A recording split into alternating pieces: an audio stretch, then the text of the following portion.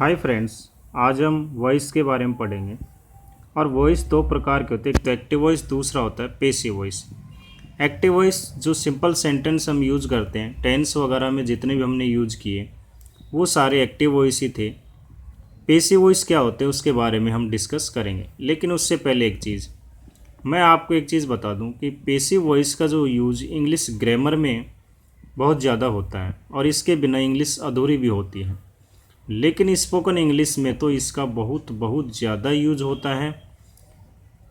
जब इंग्लिश बोली जाती है किसी के सामने तो इसका बहुत यूज होता है। तो इस चैप्टर को हमें समझना बहुत ज़रूरी है यदि हमारी इंग्लिश हमें कंप्लीट करनी है, क्योंकि इसके बिना इनकम्प्लीट है हमारी इंग्लिश।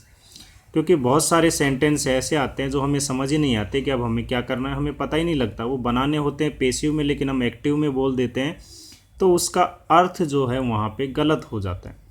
चलिए लेते हैं कुछ बेसिक चीज़ें। सबसे पहले active voice and passive voice के जनरल रूल्स। एक्टिव वॉइस यानी किसी सेंटेंस का सब्जेक्ट वर्ब का संपादन करेगा। हम बताएंगे इसको थोड़ी देर में कैसे होगा। सब्जेक्ट यहाँ एक्टिव होता है और जो प्रयुक्त वर्ब का एक्टिव वॉइस में होना समझा जाता है। पैसिव वॉइस का मतलब यहाँ सब्जेक्ट एक्टिव नहीं होता है और सब्जेक्ट जो है क्रिया का संपादन नहीं करता, बल्कि क्रिया उसी पर संपादित होती है, तब प्रयुक्त वर्ब को पैसिव वॉइस में होना समझा जाता है। एक्टिव वॉइस का मतलब ये हुआ कि यहाँ सब्जेक्ट एक्टिव होता है और वो कार्य करता है। ठीक है। पैसिव वॉइस का मतलब यहाँ सब्जेक्ट एक्टिव नहीं होता, पैसिव होता है, वो कार्य नहीं करता, बल्कि कार्य उसी के ऊपर किया जाता है। चलिए अगर हम देखेंगे अभी यहाँ पे तो आपको क्लियर हो जाएगा।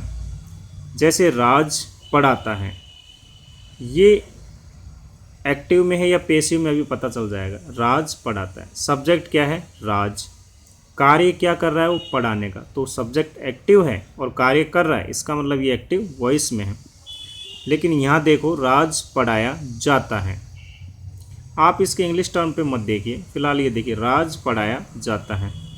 यहाँ राज कुछ नहीं कर रहा, बल्कि उसे ही पढ़ाया जा रहा है। पढ़ाने वाला कौन है? वो तो कोई और है, उसके बारे में तो यहाँ जिक्र ही नहीं है।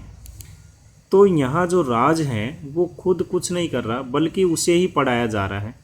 तो सब्जेक्ट का मतलब यहाँ एक्टिव नहीं है, तो ये सब्जेक्ट पैसिव वॉइस में होगा। तो समझ में आ गया होगा कि ये सेंटेंस एक्टिव वॉइस में है और ये पैसिव में। एक्टिव में इसलिए है क्योंकि यहाँ सब्जेक्ट एक्टिव है, वर्ब का संपादन कर रहा है, कार्य कर रहा है, पढ़ाता है।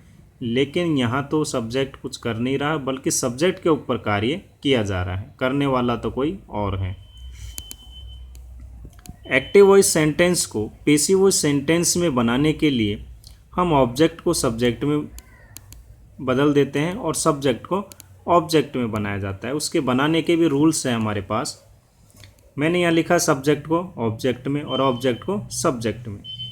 यदि आई सब्जेक्ट है तो हम उसे मी ऑब्जेक्ट में बना देंगे। यदि मी ऑब्जेक्ट है तो आई सब्जेक्ट में बना देंगे। वी सब्जेक्ट है तो अस ऑब्जेक्ट में कन्वर्ट कर देंगे। यदि अस ऑब्जेक्ट है तो वी सब्जेक्ट में। यू का यू में ही होता है, दोनों तरफ कन्वर्ट। ही यदि सब्जेक्ट है तो उसे हिम ऑब्जेक्ट में बना देंगे, या हिम ऑब्जेक्ट है तो ही सब्जेक्ट में बना देंगे। सी यहाँ सब्जेक्ट है तो उसे हर ऑब्जेक्ट में बना देंगे।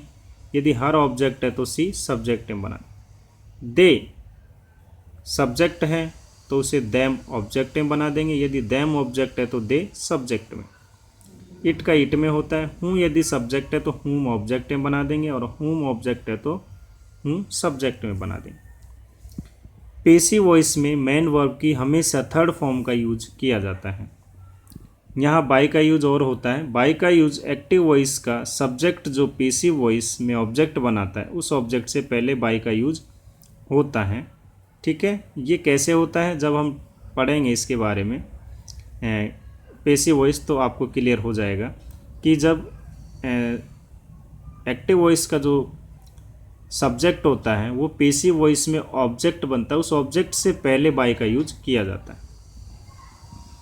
एक चीज़ और, present perfect continuous tense, past perfect continuous tense, future continuous tense and future perfect continuous tense, इन चार टेंसों का पैसिव वॉइस नहीं बनता।